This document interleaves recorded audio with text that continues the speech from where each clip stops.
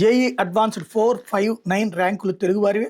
JEE advanced top 10 ర్యాంకుల్లో Telugu రాష్ట్రాల విద్యార్థులు ఈసారి సత్తా చాటారు. 4, 5, 9 ర్యాంకులు దక్కించుకున్నారు.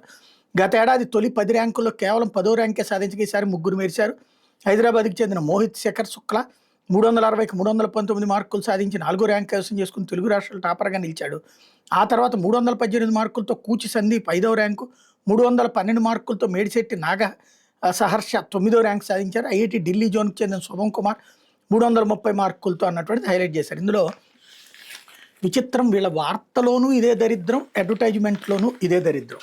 విషయం ఏంటి అంటే చూడడానికి ఇప్పుడు 1 అని ర్యాంక్ కనబడింది కదా, మరి వీళ్ళు 1 కొట్టేశారు అనుకుంటాం కదా. అసలు విశేషం చూడండి, ఇక్కడ సౌత్ ఇండియా టాపర్ ఎవరు రాసి ఇచ్చారు? ఈ south India topper, north India topper, Andhra topper అంటే వీళ్ళే రాసేస్తారు, అటిట్లో లెక్కేస్తారు, ఇటట్లో మందే టాప్ వచ్చింది అన్నటువంటిది. అట్లాగే all India open category rank 4 ఇతనికి వచ్చింది.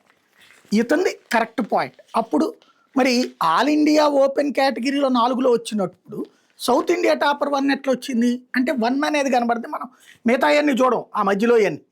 అది ప్రజల్ని మోసం చేయడంలో కార్పొరేట్ విద్యా సంస్థల యొక్క స్పెషాలిటీ.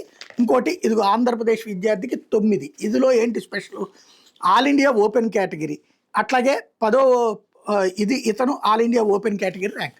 ఈ 3 వేసుకోవచ్చు, 4, 9, 10. కానీ ఒకటేశారు. ఈ ఒకటేంటి? South India topper. ఎట్లా ఇచ్చారు సౌత్ ఇండియా టాపర్ అన్నటువంటిది?